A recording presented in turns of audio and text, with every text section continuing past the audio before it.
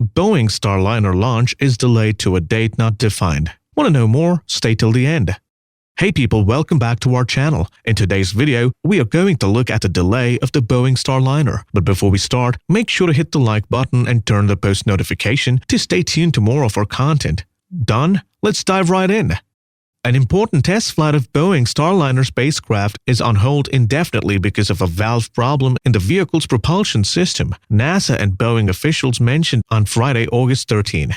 This is obviously a disappointing day, NASA's head of human spaceflight, Kathy Lueders, said Friday in a news discussion with the reporters. But I want to emphasize that this is another example of why these demo missions are so very important to us. He mentioned that Starliner will fly when we are ready.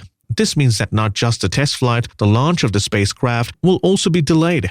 Boeing Starliner spacecraft was set to take off on its second Orbital Flight Test mission to the International Space Station in the beginning of August, going to space on a United Launch Alliance Atlas V rocket from Florida's Cape Canaveral Space Force Station. The launch was to be a repeat of an earlier test that went wrong back in 2019.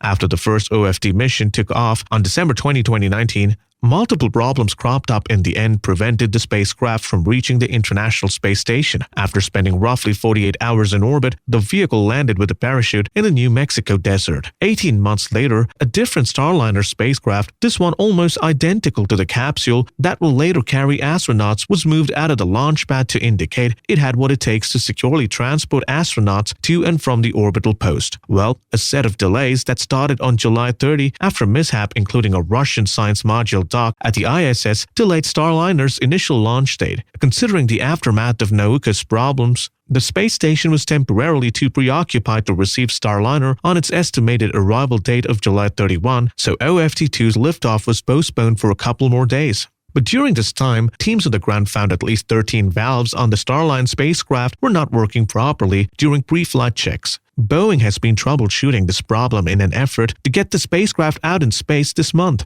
These valves are important because they isolate the thrusters from the propellant tanks, and they need to be open for flight in order to have the appropriate thrusters for aborts and for orbit maneuvering for the craft. Steve Stitch, NASA's Commercial Crew Program Manager, explained during the briefing. A lot of effort has been happening at the launch pad and at the ULA'S vertical integration facility at Space Launch Complex 41. So far, their work has paid off as the team has been able to fix 9 of the 13 affected valves. But unfortunately, that's not enough. The Vice President and Program Manager, John Vollmer of Boeing's Commercial Crew Program, said that these thrusters are required to operate the spacecraft, so until they are open, the craft is grounded. As a result of this, Boeing announced that it would have to pull the launch on hold indefinitely in order to get the vehicle back to Boeing's Commercial Crew and Cargo Processing Facility, which is also called C3PF, at the agency's Kennedy Space Center, just close to Cape Canaveral Space Force Station, to undergo some further deep-level troubleshooting. We will not be launching in August. It's not for lack of trying, Vollmer mentioned at the meeting. The team went through a lot of association and on-the-spot problem-solving and troubleshooting. We will in the end have a safer vehicle because of this. This isn't Boeing's first experience when it comes to valve malfunctions on its Starliner spacecraft. However, the problems Boeing is currently working to solve are unrelated to previous problems that were found on its earlier tests. Each Starliner spacecraft is outfitted with a number of valves controlling a different aspect of the craft's propulsion system. Vollmer says the ones damaged were in the vehicle's oxidation system, which controls the flow of oxidizer in the vehicle's propulsion system. An oxidizer is a crucial component of the spacecraft's fuel system. Vollmer also said that the valves were used in the pad, abort test, and OFT, and there were no issues on either of those missions. He also mentioned that the valves were working as expected during the pre-launch checks for the first attempt on July 30.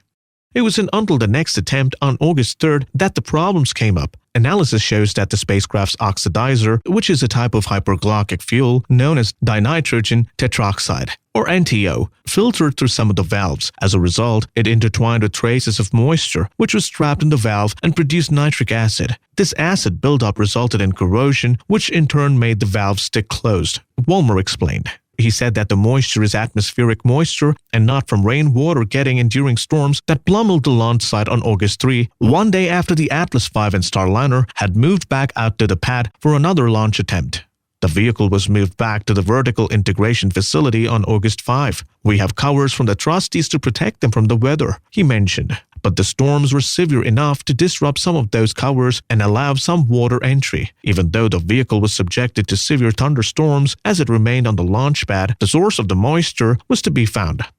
The moisture could have been introduced in the assembly of the valve or in the checkout of the valve in the factory at the C3PF, said Stitch, or even at the pad. It's too early to tell. The craft will move back to the factory where it will undergo further testing, though NASA and Boeing officials did not mention exactly when that movement could take place. Vollmer mentioned that at this point the team doesn't know yet if the 4 of the remaining valves will require to be replaced or if they can be opened after further testing. If the valves were to be replaced, it could mean the team has to do some changes to the design in order to avoid these types of issues from coming up again in the future. The previous test flights of Starliner, including the first OFT mission and a pad abortion test in November 2019, were not run in the summer. It was carried out during Florida's rainy season, so weather and climate conditions could play a role. Vollmer says it's too early to tell.